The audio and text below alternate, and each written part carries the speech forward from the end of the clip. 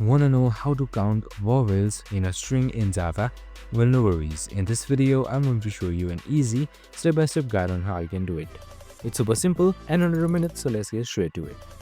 Now, in order to count vowels in a string, we need to first convert it to lowercase, so it's not case sensitive. So first things first, we do that, and we have done it right here. And now once we have done that, we loop through its character. If it's in A, I or U, increase the count. This method is fast and works for any sentence, and that's it. Super simple and easy. So we have just simply used this for loop and if condition right here, that simply works it out all. I hope this video helped. Now you can just simply run it up to see the results and you should be good to go.